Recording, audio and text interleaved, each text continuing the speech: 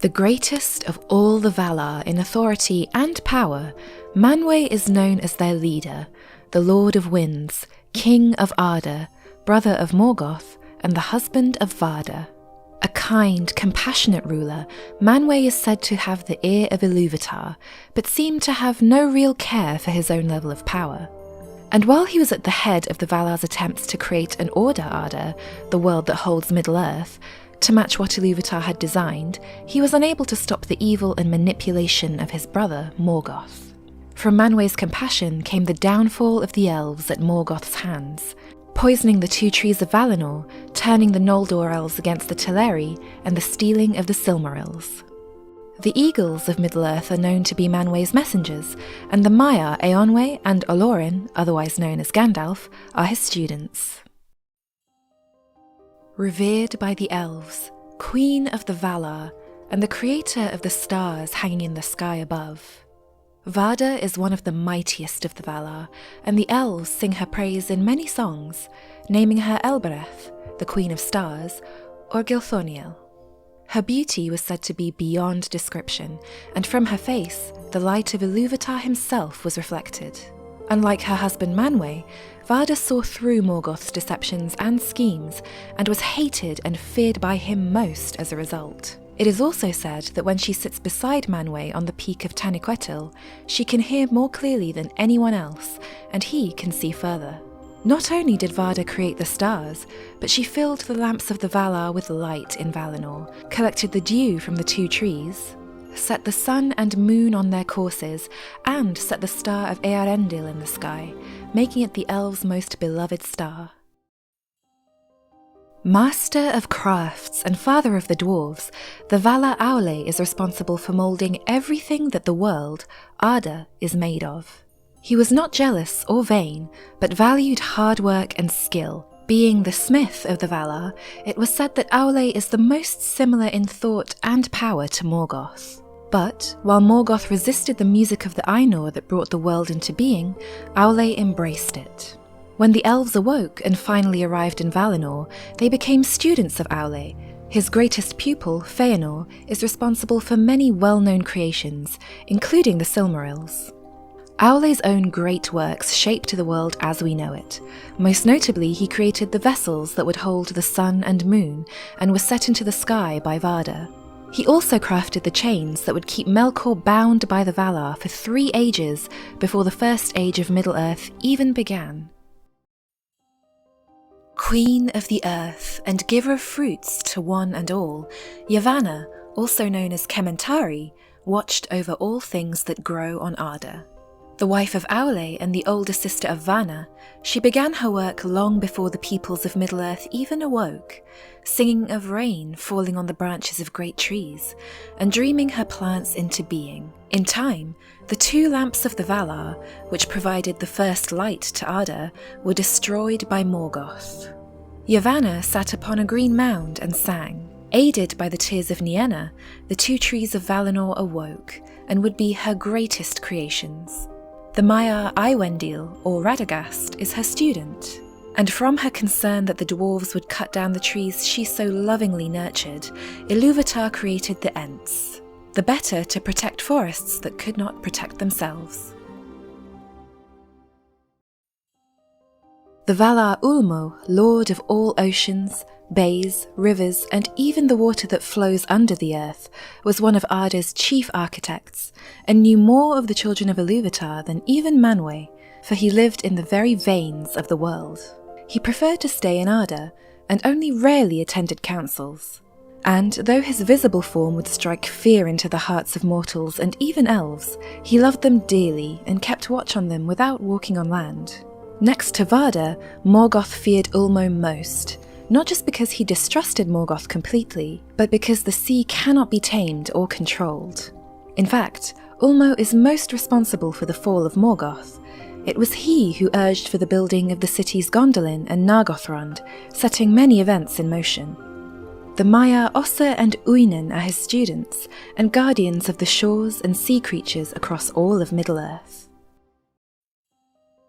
Most associated with grief and sorrow, but also pity, mercy, and courage, Nienna's part in the music of the Ainur that created Arda is one of deep sadness, for all wounds created by the evils of the world since its beginning.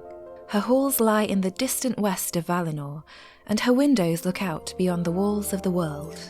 There she dwells alone, never visiting the city of the Valar, but preferring the halls of her brother, Mandos, where she comforts those who cry to her.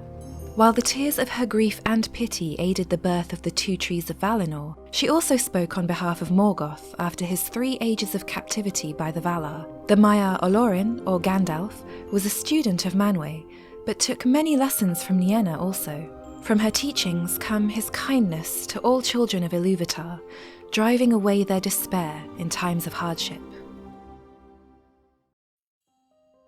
The Doomsman of the Valar, pronouncer of judgments under Illúvatar and Manwë, Mandos is by no means evil. Alongside his siblings Nienna and Ulmo, Mandos, otherwise known as Namo, is one of the Feinturi, or Masters of Spirits. Keeper of the Houses of the Dead, summoner of the spirits of the slain, he forgets nothing, and knows everything that was and will be. His wife is Vairë the Weaver, whose tapestries showing the story of the world line his halls.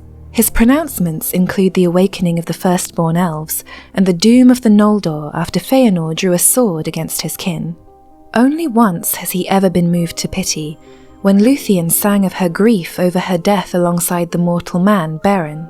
Her song was so beautiful that Mandos pled with Manwë. Beren was granted second life, and Lúthien the choice to live again without her immortality. The Valar Vairë is known as the Weaver of Time, and her storied webs are draped over the halls of her husband, Mandos. As the story of Arda continues and the halls expand, so her tapestries also grow larger, as she records all things that have ever been.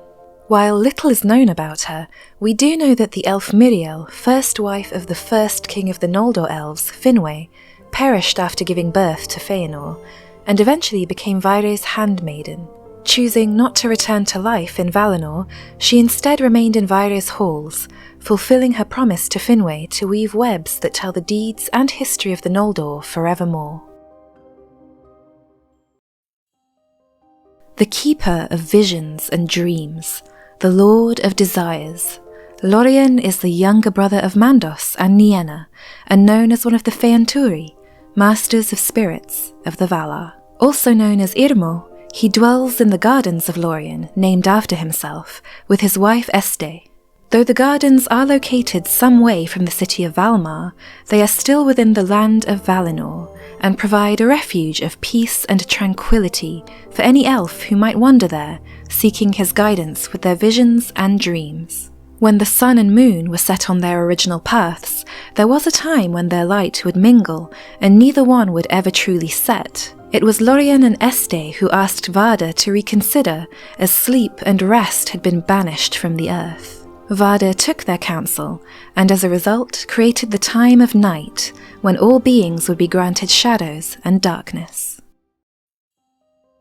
Estë the Gentle has the power to heal all hurts and weariness of those who seek her aid. Together with her husband Lórien, they dwell in his vast gardens of visions and dreams, though she most prefers an island on the tree-shadowed lake of Lórien, where she sleeps during the day. All elves who walk through the garden are welcome to draw refreshment from their fountains, and even the Valar themselves would come here to find rest and ease the burdens they carried from shaping Arda. Many Maiar serve under Estë, though perhaps the most notable is Melian.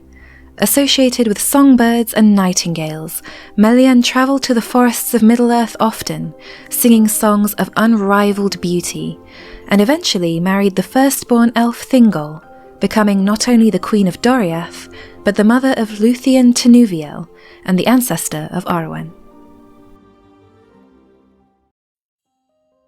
Master Hunter of the Valar, the pursuer of all monsters and foul creatures that stalked through the shadows of Middle-earth, Oromë, the great hunter, could often be found in the lands of the children of Illúvatar rather than Valinor. In fact, he was one of the last to retreat to Valinor when the Valar finally withdrew from the world. Riding through the forests on his noble steed Nahar, the sound of his great horn, Valaroma, could resonate for many miles and struck fear into the hearts of evil, for when it blew, all would know that the woods had been purged of Morgoth's beasts. The brother of Nessa the dancer and the husband of Vána the ever-young, Oromë was known to have terrible wrath, the opposite to Tulkas, who would laugh often. Most notably, Oromë was the first to discover the elves after they first awoke at Lake Cuiviénen, and he named them the Eldar, taking it upon himself to ensure their safety.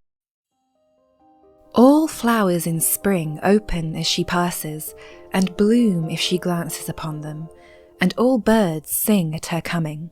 Vána the ever-young has much influence over the plants and animals of Middle-earth, like her sister Yavanna. It is said that she dwelt in gardens full of golden flowers, and that the beauty of both heaven and earth was upon her face, and in everything she created. Often, Vána could be found wandering through the same forests as her husband, Oromë.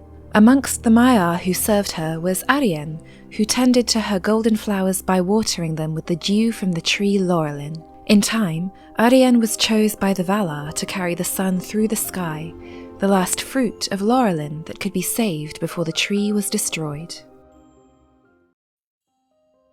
Mighty, quick in action, and always laughing loudly both in sport and combat, Tulkas the Strong needed no weapon to go against his enemies. To his allies, he is a hardy and stalwart friend, and slow to anger, but when he did, he was just as slow to forgive. Tulkas did not participate in the creation of Arda. He was a spirit of the thought of Illúvatar who joined the Valar not long after the First War.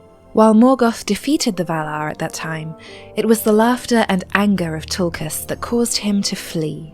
After falling asleep following his wedding to Nessa the dancer, the two lamps of the Valar were destroyed, and during the Battle of the Powers, Tulkas wrestled Morgoth and threw him down, binding him with the great enchanted chain forged by Aulë, Angenor. From that point on, Tulkas was distrustful of Morgoth, even after the Valar pardoned his deeds and destruction. As swift as an arrow, fleet of foot, and a lover of dance and movement, Nessa, the sister of Oromë, often wandered in the forests of Middle-earth and loved creatures that were just as swift, like deer who followed her wherever she went, even into the wildest regions of Aman. Before the destruction of the Isle of Almaren, the first home of the Valar before their move to Valinor, Nessa could be found dancing on the green grass of the island, and often would do so before the rest of the Valar so long as the golden tree Lórien was in bloom. Together with her husband Tulkas, it is said that their dwelling is full of mirth and revelry, as his champion warriors play and rival each other in good sport, and their goblets of wine would always be filled at her insistence.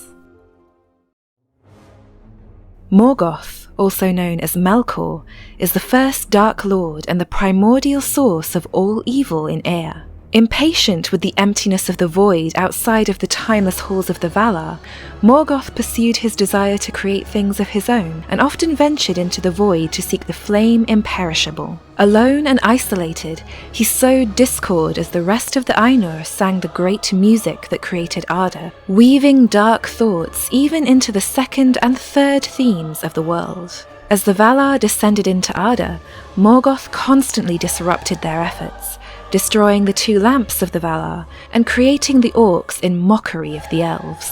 It wasn't until the War of Wrath that Morgoth was utterly defeated by elves, men, and the Valar. He was taken from the earth and thrust through the door of night into the timeless void, outside time and space, and outside Ea altogether.